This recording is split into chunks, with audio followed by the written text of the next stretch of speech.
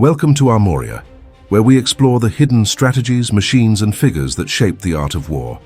Today's report uncovers a chapter of military history often overlooked, one written not by generals or nations, but by dogs.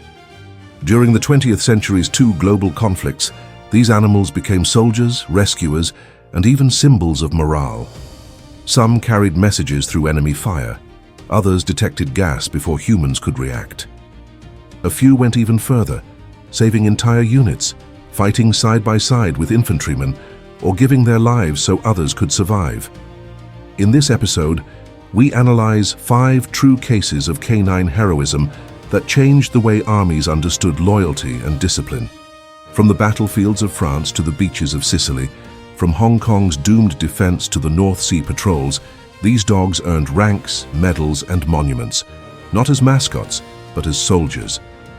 Stay until the end to understand how their service influenced modern military doctrine and why even today, every working dog in uniform carries part of their legacy. Let's begin. When the United States entered the First World War in April 1917, its army was still learning the realities of modern industrial conflict.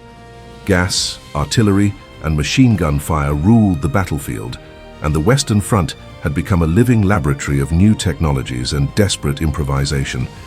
In this environment, a small ordinary dog would accidentally demonstrate principles of morale, detection, and loyalty that later shaped the use of military working dogs across the 20th century. The story began at Camp Yale, Connecticut, where the 102nd Infantry Regiment of the 26th Yankee Division trained before deployment to France. Among the soldiers drilling on the parade field was a stray bull-type terrier mix, short-muzzled, muscular, tail barely visible. The men called him Stubby, a name that matched his size and character. What started as a regimental mascot quickly turned into a functioning member of the unit, Private J. Robert Conroy adopted the dog and smuggled him aboard the transport ship SS Minnesota, bound for the European theater. When the regiment landed at Saint-Nazaire in 1917, Stubby stepped onto French soil as an unauthorized recruit of the US Expeditionary Forces. Life in the trenches taught discipline faster than any training manual. Stubby adapted to the rhythm of shelling, gas alerts, and night patrols. His acute hearing allowed him to recognize the distant whine of incoming artillery seconds before impact. Veterans of the 26th Division later recalled that he would bark, flatten to the ground, and trigger an automatic reaction. Men ducked or moved toward cover. That instinct saved lives. When the Germans began using mustard gas, his sense of smell became an early warning system. Soldiers learned that the moment Stubby began pawing his nose or whining, they had only seconds to fit their masks. In the confused darkness of the trenches, this silent alert often meant the difference between survival and blindness or death. Stubby's role expanded beyond detection. During bombardments, he searched shell holes for the wounded, guiding medics by barking or pulling at torn sleeves. He learned to differentiate uniforms, chasing any figure wearing the distinctive grey of the German army. In one action near Sicily in April 1918, he slipped from the trench line during an early morning patrol and disappeared into fog. Minutes later, a commotion erupted ahead. A German scout screamed as Stubby clamped onto his leg. The commotion drew nearby Americans, who captured the infiltrator mapping Allied positions. For that act, the 102nd awarded him an improvised promotion to sergeant, making him, unofficially, the first dog in US military history to hold rank earned in combat. His service record grew quickly. Over the next year, he participated in 17 engagements across the Marne, Aisne-Marne, Saint-Mihiel, and Meuse-Argonne offensives. He endured shrapnel wounds, temporary blindness from gas, and exhaustion from constant movement.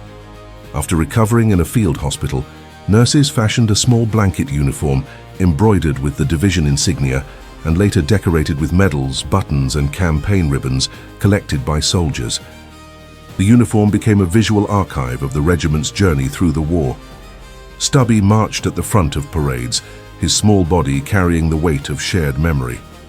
When the armistice was signed in 1918, Stubby returned home as a symbol of morale and endurance. In 1919, he led his regiment in the Victory Parade in Washington, D.C., trotting proudly beside human veterans. Newspapers nationwide covered his story, calling him America's first war dog. He visited the White House multiple times and was personally received by Presidents Wilson, Coolidge, and Harding.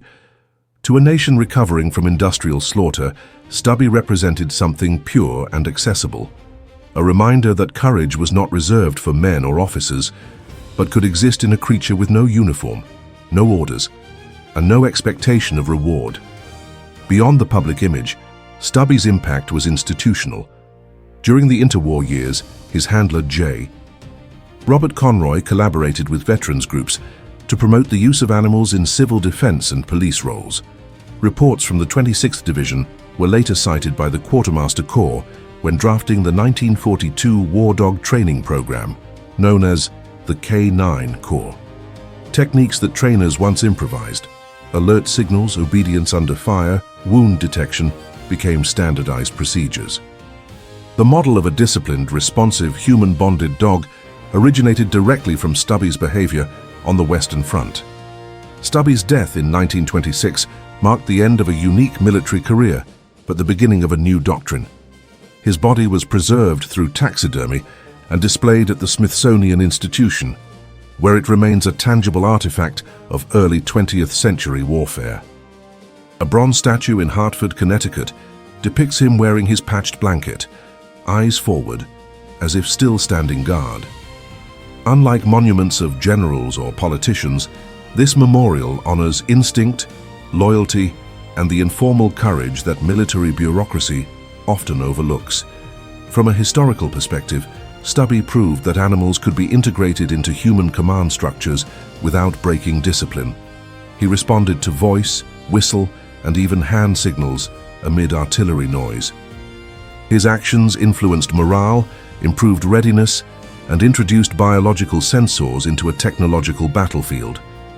In later conflicts, the deserts of North Africa, the jungles of the Pacific, the mountains of Korea, the descendants of his example operated under formal doctrine, but the core principle remained the same: partnership between man and animal as a functional combat system.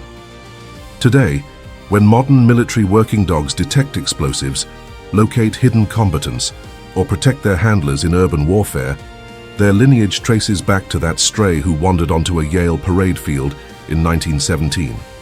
Sergeant Stubby was not engineered for war, he adapted to it. He showed that courage can emerge from instinct and that discipline can be taught through trust. His legacy bridges the informal heroism of the First World War and the structured military science of the Second. Every future war dog, from the beaches of Sicily to the ruins of Berlin, would in some way carry the imprint of that first small soldier who never received an order but always knew what to do. When the United States formally entered the Second World War, it faced an operational problem that technology could not easily solve. Manpower could be trained, machines could be produced, but instincts could not be manufactured. Patrols were ambushed at night, sentries failed to detect infiltrators, and messages were still vulnerable to interception. Remembering the lessons from Sergeant Stubby and other informal mascots of the previous conflict, the Quartermaster Corps authorized the creation of a structured canine service. In 1942, the organization Dogs for Defense began recruiting and training animals for sentry, patrol, and detection work. Within months, more than 10,000 civilian dogs had been donated by families across the United States. One of them would become the most decorated and controversial of them all: Chips, a mixed breed of German Shepherd, Collie, and Husky. Chips belonged to Edward Wren of Pleasantville, New York. In 1942, Wren volunteered his pet to the Army, signing a waiver that transferred ownership to the military for the duration of the war. After initial training at the War Dog Reception and Training Center in Front Royal, Virginia, Chips was assigned to Company C, 3rd Military Police Platoon, 3rd Infantry Division. His handler was Private John P. Rowell. Together they deployed first to North Africa and later to the Mediterranean front, where the U.S. Army was preparing a large-scale amphibious invasion codenamed Operation Husky. The mission was to land Allied forces on the island of Sicily in July 1943. The objective: open a southern front against Axis Europe and establish an approach to mainland Italy. For the men of the 3rd Infantry Division, it would be their first combat landing.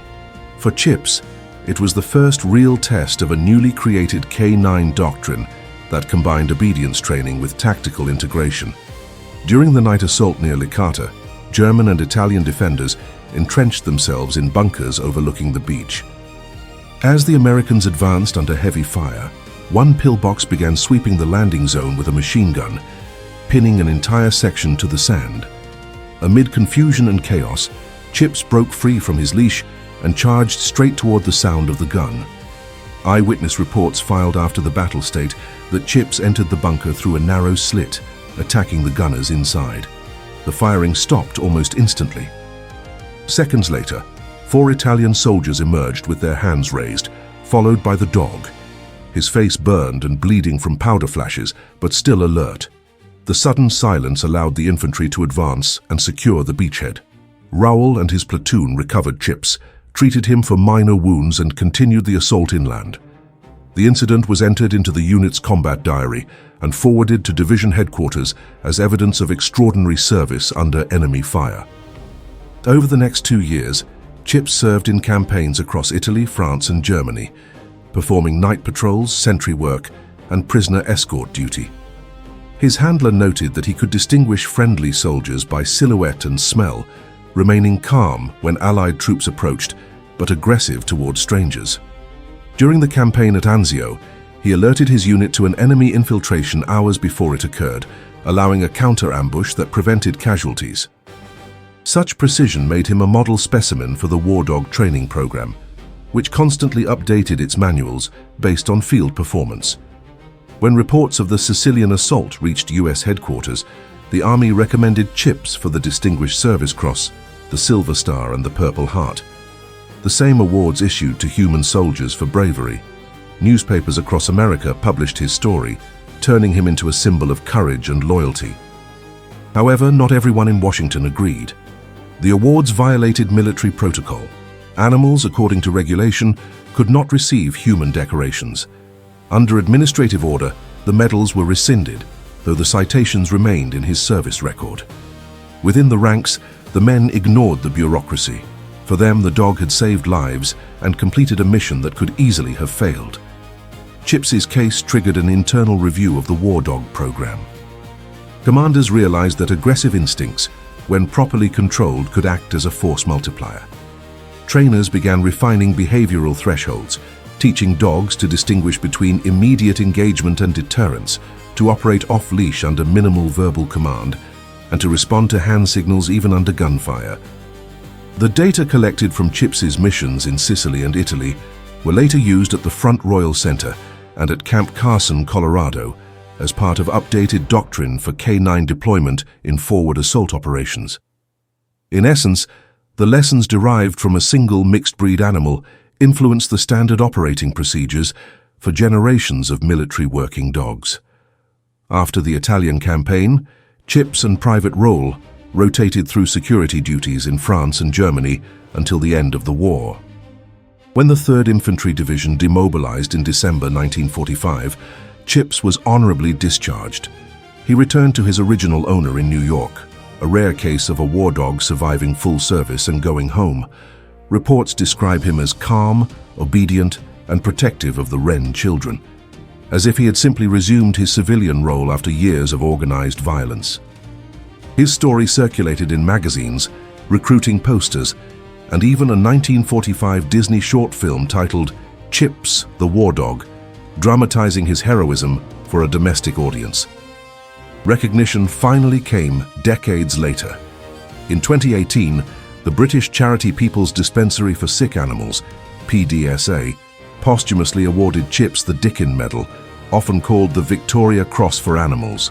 The citation read, "For conspicuous gallantry and devotion to duty while serving with the U.S. Army in Sicily, July 1943."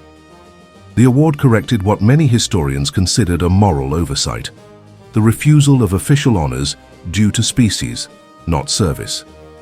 Today, a statue of Chips stands at the Military Working Dog Heritage Museum in Alabama, representing all American dogs that served in combat. From a strategic standpoint, Chips validated the concept of integrating biological intelligence into mechanized warfare. He demonstrated that a trained animal could execute autonomous decisions within tactical parameters, engaging threats, securing prisoners, and acting as an early warning system, tasks still difficult for machines even a century later.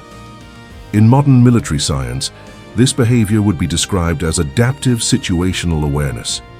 In 1943, it was called instinct and courage. Chips's story remains one of the clearest examples of how a single battlefield event can reshape doctrine. His charge into that Sicilian bunker became a case study in several post-war training manuals under the category Independent Action Under Fire. It proved that control and aggression were not mutually exclusive traits, but complementary assets when properly conditioned. For military planners, that realization turned dogs from auxiliary tools into operational partners. By the end of World War II, more than 10,000 dogs had served in American uniform, on beaches, airfields, and supply lines. Yet only one had attacked an enemy position alone and lived to see victory. Chips was not the product of breeding or design. He was a civilian volunteer shaped by war. His legacy defines the transition from symbolic mascot to functional soldier, bridging the emotional loyalty that humans attribute to animals with the cold precision of organized warfare. In every modern K9 unit, from bomb detection teams to special operations patrols, echoes of that single dog's charge through a Sicilian bunker remain embedded in doctrine and memory. Among the hundreds of military dogs that served during World War II, few contradicted expectations as dramatically as a 4-pound Yorkshire Terrier discovered by chance in the jungles of New Guinea. Her name was Smoky, and her story challenged every assumption the military held about the size, strength, and purpose of animals in combat. Unlike the large shepherds and collies trained in the formal K9 programs, Smoky entered service not through enlistment, but through survival. A stray transformed into an operational asset in one of the most hostile environments of the war. In early 1944, American engineers building an airfield near Nadzab heard faint barking from a foxhole left behind by retreating Japanese troops. Inside, they found a tiny grey-coated dog, underweight, trembling, and apparently abandoned. She was sold for £2 Australian to Corporal William A. Wynne, a US Army Air Force photo reconnaissance technician. What followed was an 18-month partnership across the Pacific campaigns of New Guinea, Biak, the Philippines, and Okinawa. Wynne and Smoky would become one of the most documented human-animal teams of the Second World War. Smoky's training was improvised, based entirely on repetition and environmental adaptation. She learned to follow hand signals, voice commands, and visual cues, responding instantly despite aircraft noise, explosions, and tropical storms. Her small size, barely 7 inches tall, gave her a tactical advantage in confined terrain where larger dogs could not operate. When Japanese forces retreated through dense jungle or underground tunnels, Smoky was used to carry message cords and signal wires through passages too narrow for a human hand. Her mobility turned into a strategic tool. The most famous example came on Luzon Island in March 1945. Engineers from the 26th Photo Recon Squadron needed to run a communication cable through a 70-foot-long, 8-inch-wide drainage culvert beneath an airstrip recently captured from the Japanese. Digging a new trench would have exposed the crew to sniper fire for days. Wynne tied the wire to Smoky's harness, placed her at one end of the pipe, and called from the other. The dog crawled through darkness and debris, dragging the line the entire distance in minutes. The successful connection restored communication between ground control and the observation post, allowing aircraft operations to resume immediately. The mission was logged as a routine engineering task, but within the squadron, Smoky became known as the dog that saved 250 men. Smoky's role extended far beyond fieldwork. During air raids on Luzon and later Okinawa, she accompanied Wynne into foxholes, staying silent through bombardments that lasted hours. Her composure calmed nearby soldiers, reducing panic during prolonged attacks. Off-duty, she learned a repertoire of tricks used to entertain troops recovering in makeshift hospitals. Wynne organized impromptu shows using her small parachute and helmet. For men who had not seen home in years, the presence of a friendly animal offered psychological relief no medicine could replicate. Decades before the concept of therapy animals entered formal medicine, Smoky demonstrated its validity in the most extreme conditions imaginable. The logistical environment of the Pacific Theater magnified her importance. Tropical diseases, monsoon rains, and rough terrain made every supply movement difficult. Smoky traveled in Wynne's backpack, surviving on rations and canned milk, enduring malaria outbreaks and temperatures exceeding 100 degrees Fahrenheit. Her maintenance cost was practically zero. No kennel, no medical team, no transport cage, yet her contribution was measurable in communication uptime and morale indices. In after-action reports, officers noted that the squadron's mental stability improved markedly after the animal's arrival, correlating with reduced disciplinary incidents and higher performance during high-risk reconnaissance flights. Smoky's fame spread organically.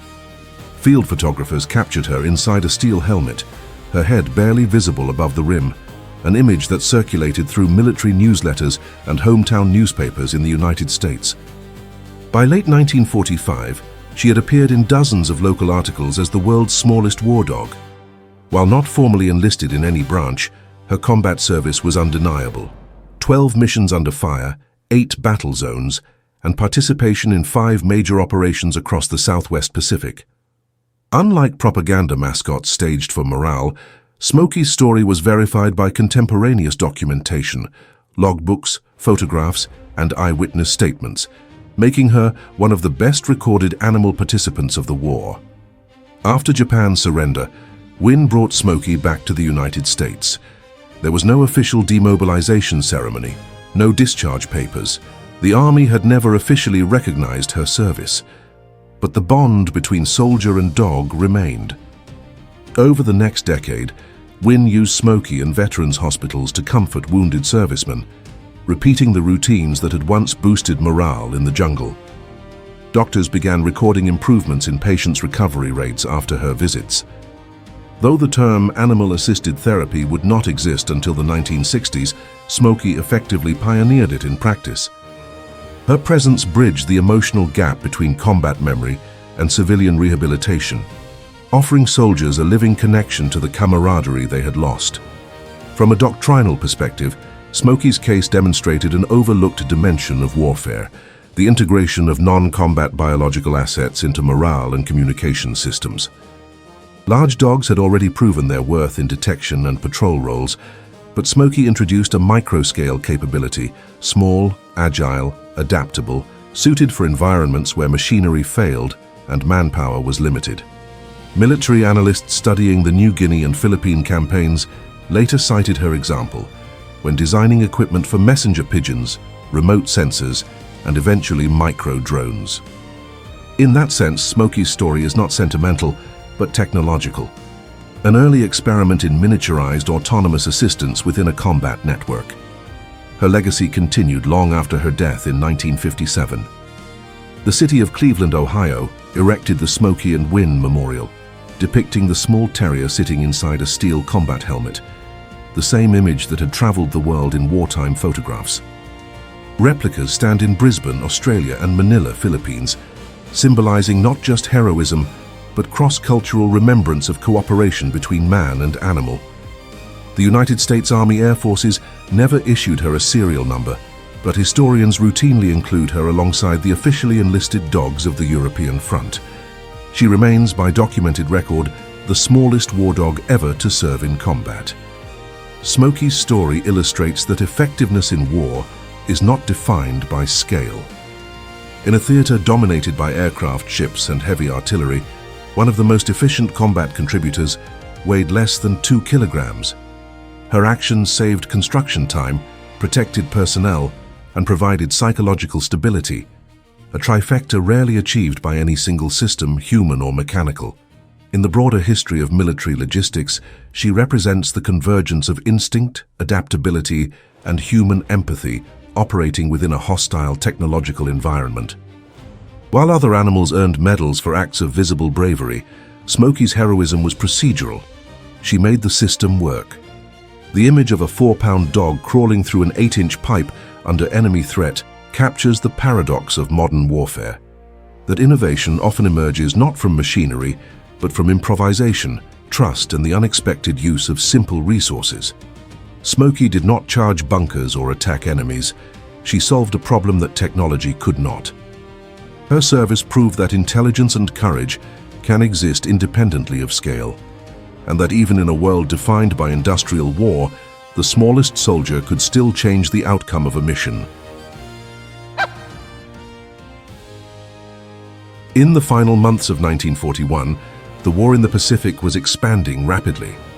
The Japanese Empire, already entrenched in China, turned its attention toward British and Commonwealth positions across Southeast Asia. Among the defenders of the Crown Colony of Hong Kong stood a small garrison of Canadian soldiers, approximately 1,975 men of the Royal Rifles of Canada and the Winnipeg Grenadiers. Ill-equipped and poorly prepared for siege warfare, they would soon face one of the most one-sided battles of the early Pacific War. Within their ranks served a dog named Gander, a massive Newfoundland whose courage would transform him from regimental mascot into a legend of sacrifice. Before the war, Gander had been a family pet in Gander, Newfoundland, then still a British dominion. His original name was Powell. After an accidental scratch injured a child, the family, fearing he might be put down, donated him to the Royal Rifles of Canada, stationed nearby. The soldiers renamed him Gander after the town itself and adopted him as their official mascot. At first, his duties were ceremonial, marching beside the color guard, posing for photographs and raising morale. Yet as the regiment deployed overseas in late 1941, his role would change drastically. When the Royal Rifles arrived in Hong Kong that November, the colony stood on the edge of strategic catastrophe. British command underestimated Japan's capacity to attack so far south. Defensive lines were outdated, artillery was limited, and local morale was fragile. The Canadians, fresh from training and untested in combat, were tasked with holding the island's eastern sector. Gander quickly adapted to barracks life, forming close bonds with the troops. His sheer size, weighing over 100 pounds, and his thick black fur gave him an imposing presence. Unlike mascots kept for display, he roamed freely among defensive positions, sleeping near the sentries and reacting to sounds long before the men did. As the siege began, those instincts became vital. On December 8, 1941, hours after the attack on Pearl Harbor, Japanese forces invaded Hong Kong. Over the next 17 days, the defenders endured relentless shelling and infantry assaults. Communication between sectors was erratic, medical units were overwhelmed, and every hill became a point of desperate resistance. Gander's first recorded act of valor occurred on Wong Nai Chong Gap, where he charged at advancing Japanese soldiers, threatening a group of wounded Canadians. His sudden appearance and aggression forced the attackers to scatter, buying enough time for medics to evacuate the injured. Several survivors later testified that the large dog's intervention likely saved their lives, but it was his final act that would secure his place in military history. During heavy fighting near Lai Mun Gap on December 19th, Japanese troops lobbed a hand grenade toward a group of Royal Rifles trying to hold their position. Without hesitation, Gander seized the grenade in his mouth and ran away from the soldiers. Seconds later, the device exploded, killing him instantly. Every man in that position survived. The act was witnessed by multiple soldiers and confirmed in official reports after the war. It was not the reaction of an animal trained for combat. It was instinct born of loyalty to the men he lived among. The Battle of Hong Kong ended in surrender on December 25, 1941, a day remembered as Black Christmas by Canadians. More than 290 soldiers were killed and nearly 500 wounded. The rest spent years in brutal captivity. Gander's death might have faded into anecdote had it not been for the testimonies of survivors who, decades later, pressed for his recognition. They argued that his sacrifice was no less significant than any soldier's. Their campaign succeeded. In 2000, almost 60 years after his death, the British People's Dispensary for Sick Animals, PDSA, awarded Gander the Dickin Medal, the highest possible honor for animal bravery, often referred to as the Victoria Cross for animals.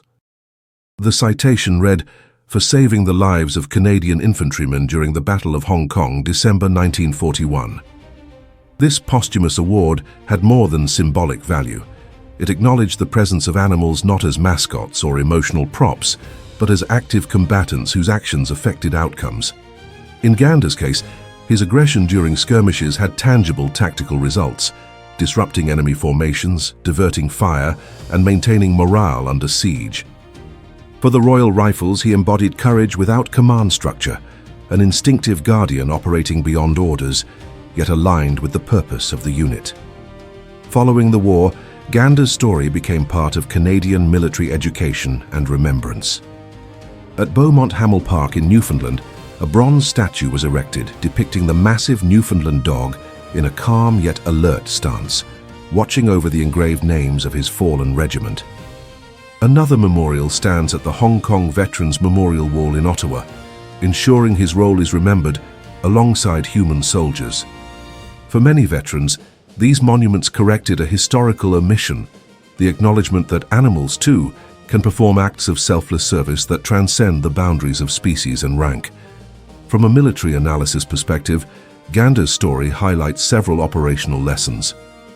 First, animals integrated into unit life can serve as early warning systems and morale stabilizers, particularly in siege environments where fear and exhaustion degrade decision-making.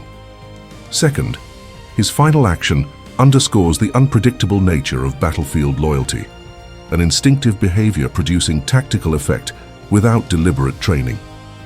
Modern behavioral studies of war dogs cite this as evidence of bond-driven response, where the animal's protective impulse overrides fear, generating outcomes parallel to human acts of valor. The Battle of Hong Kong itself holds little strategic significance in the overall timeline of the war. It was a defensive collapse that delayed Japan only briefly. Yet within that defeat emerged a singular moment of victory, measured not in territory but in principle. That courage and sacrifice are not limited by command or uniform. Gander's charge toward the grenade did not change the course of the campaign, but it preserved the lives of men who would later testify to his loyalty, ensuring that his legacy endured long after empires and colonies disappeared. In the broader evolution of military canine history, Gander occupies a unique place. He was not trained for war, yet performed under combat stress as effectively as any soldier. He received formal recognition decades later, establishing a precedent for honoring animal valor retrospectively. His breed, the Newfoundland, known for rescue instincts in water, had never before been associated with battlefield service. After his story was publicized, military historians began documenting other cases of instinctive heroism among non-trained animals, leading to a broader re-evaluation of how military institutions define service. Gander's name now appears on regimental rolls, his medal displayed alongside those of human veterans. Each year during remembrance ceremonies in Newfoundland, his story is retold not as a sentimental anecdote, but as a factual record of wartime conduct. The sight of his statue, a calm sentinel watching over bronze plaques of fallen men, reminds observers that loyalty, once forged under fire, is indivisible between species. For soldiers trapped in one of the most hopeless battles of the war, he was not a pet nor a mascot, but one of them. In the context of this documentary sequence, Gander represents the culmination of the concept introduced by Sergeant Stubby and formalized by Chips and Smoky, the full transformation of an animal into a participant of organized warfare. His story closes the operational triangle: instinct, training, and sacrifice, demonstrating that heroism can emerge spontaneously, without doctrine or command. In the frozen moment before the grenade exploded, Gander did what the manuals could never teach. He acted, and in doing so, defined the ultimate form of service. When Norway fell to German occupation in April 1940, its navy splintered. Some vessels were captured, others scuttled, and a few escaped westward to continue the fight under Allied command. Among those ships was the Royal Norwegian Navy minesweeper Thorodd, a converted whaling vessel that fled across the North Sea to join British forces. On board was an unlikely crew member, a massive St. Bernard dog named Bamse. Within months, this animal would become the moral center of an exiled fleet, a living emblem of loyalty and national endurance in one of the harshest theaters of the war. Bamse had been the family pet of Captain Erling Hafto, who refused to leave him behind when the Thorodd sailed from Tromsø to the United Kingdom. Once stationed in the Scottish port of Montrose, the crew informally enrolled the dog as ship's mascot. Yet, as with all true wartime stories, ceremony soon gave way to necessity. Life at sea under constant threat of air attack, mines and submarine raids strained discipline and morale. In that fragile balance between fear and duty, Bamse's steady presence provided something no regulation could enforce: calm. His sheer size, over 190 pounds, and his dignified posture made him appear more guardian than pet. The sailors began to say he was the ship's best officer. Accounts from crew members describe Bamse's daily routine in almost military precision. He stood on the deck during patrol departures, wearing a small steel helmet adapted to his head, and would only move once the vessel cleared harbor.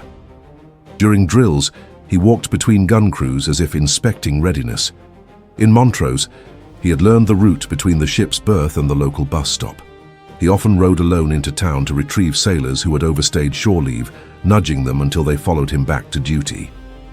Conductors issued him his own bus pass, stamped with his name and the ship's insignia. A small administrative recognition of what the men already knew. Bamse understood responsibility. His reputation as a stabilizing force became vital during air raids. German aircraft frequently targeted convoys in the North Sea, and the Thorodd's crew endured several attacks while escorting merchant ships between Scotland and Norway. During one bombing run in 1941, an explosion threw a sailor overboard. Witnesses reported that Bamse jumped after him, pushing the man toward a buoy until rescuers pulled both aboard. On another occasion, when a German boarding party assaulted a Norwegian officer in a port brawl, Bamse intervened, knocking the assailant to the ground and standing guard until the man was disarmed. These acts earned him unofficial commendations from Naval Command and elevated him from mascot to full crew member. The Norwegian government in exile in London soon learned of the dog's conduct.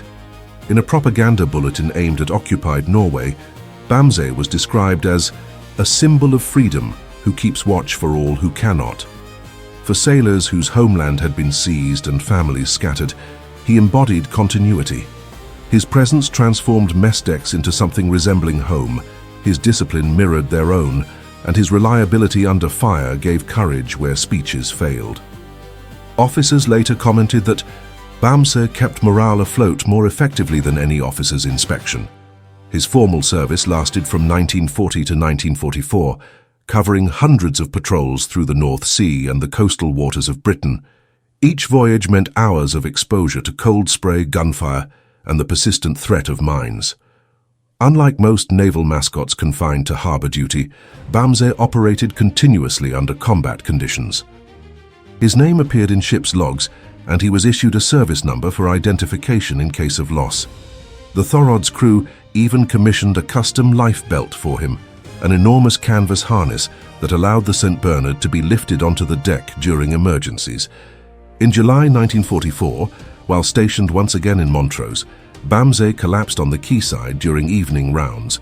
Despite the crew's efforts, he died shortly after, likely from heart failure. The news spread rapidly across the Norwegian expatriate community. The next day, hundreds attended his funeral.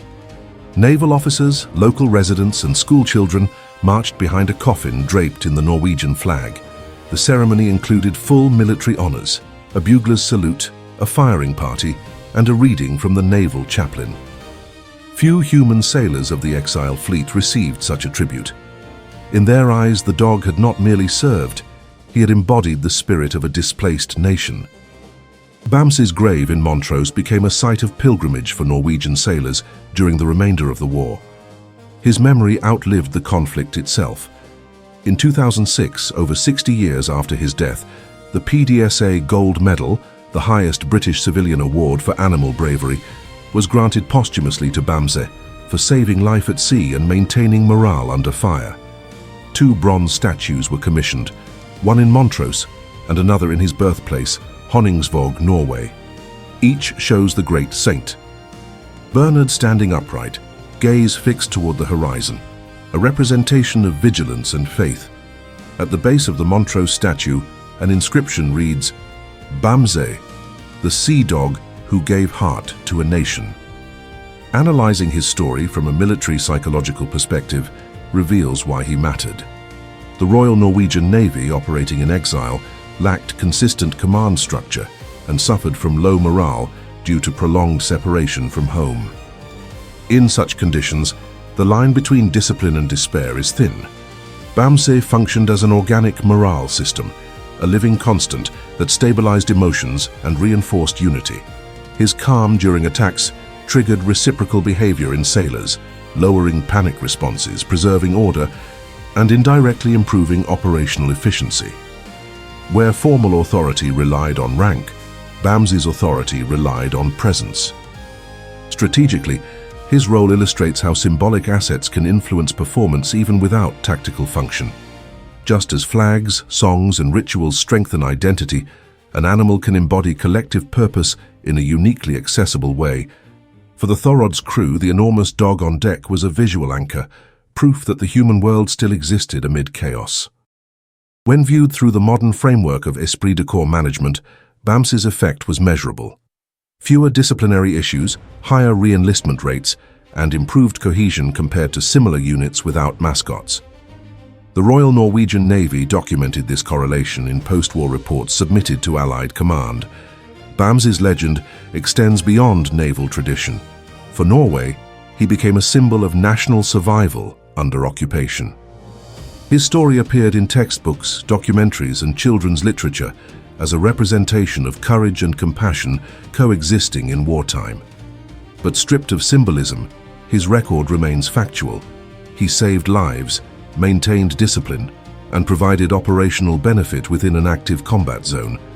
That combination, physical rescue, psychological impact, and moral reinforcement, defines him as a true participant in the Allied war effort, not a peripheral figure. Today, sailors from both Norway and the United Kingdom still visit his grave during commemorative events. The local council of Montrose maintains the site as a protected heritage monument. Each July, wreaths are laid by representatives of the Royal Norwegian Navy and the Royal Navy, reaffirming a bond first forged in shared exile. The tradition reflects a principle embedded in naval culture, that loyalty, once proven, transcends time and rank. In the case of Bamse, it transcended species. In the broader narrative of military history, Bamse represents the maritime counterpart to the ground-based heroism of Stubby, Chips, Smoky, and Gander.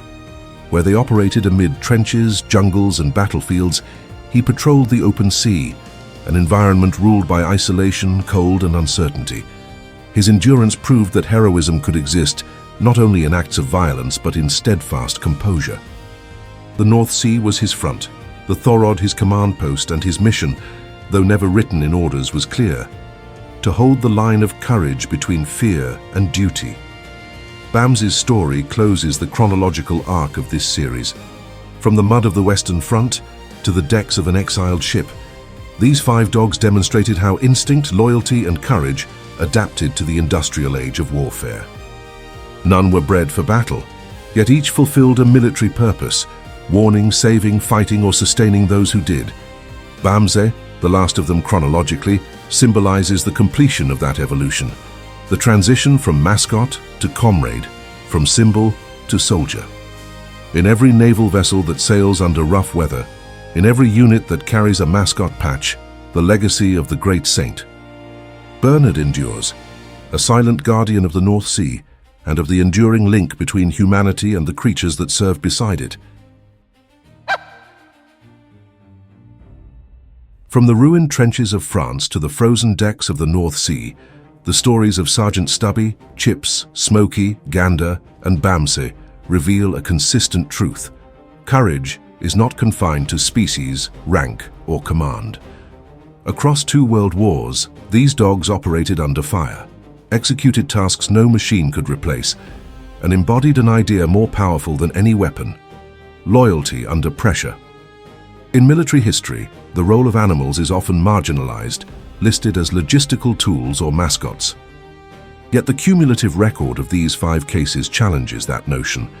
Stubby's instincts formed the template for modern K9 doctrine, his alerts during gas attacks proving that biological sensors could augment technology.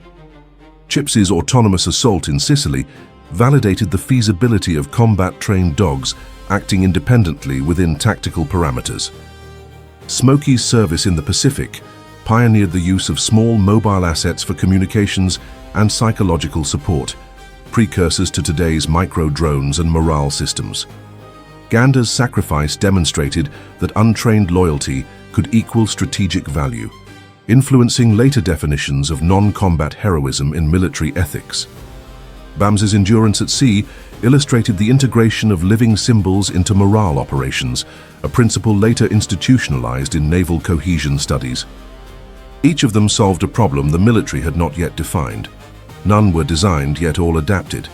In that adaptability lies the essence of military evolution, innovation born not from planning boards, but from the field, where necessity and instinct meet. When analyzed collectively, their service outlines a pattern: the gradual transformation of animals from companions to structured participants in warfare. Their contributions recorded not only in anecdote, but in doctrine, field manuals, and psychological studies. After 1945, the lessons learned from these dogs materialized in formal programs worldwide. The US, K9 Corps, the British Army Dog Unit, and later NATO and UN missions all adopted operational frameworks rooted in the wartime experiences of animals like Chips and Smoky. Training centers incorporated behavioral conditioning techniques first observed informally by soldiers during the wars. Even modern robotic systems, autonomous sentry platforms and sensor-equipped drones borrow conceptual logic from that partnership: instinct paired with obedience, autonomy balanced by control. The recognition of animal valor followed slowly but steadily. In 1943, the Dickin Medal was established to honor exceptional acts by animals in military and civil defense service. Since then, more than 70 dogs have received it, each citation a continuation of the lineage that began with Stubby. In memorials across North America, Europe, and Asia, statues of these 5 stand in silence: Stubby at the Smithsonian, Chips in Alabama, Smoky in Cleveland, Gander in Newfoundland, and Bamse in Montrose. Bronze, granite, and steel, reminders that memory, like service, demands endurance. Strategically, their legacy persists in 3 operational dimensions. First, detection and intelligence, animals as organic sensors capable of reading stimuli beyond human capacity. Second, morale and cohesion, the stabilizing psychological effect of non-human companions under combat stress. Third, representation and identity, the use of animal figures as moral anchors within military culture.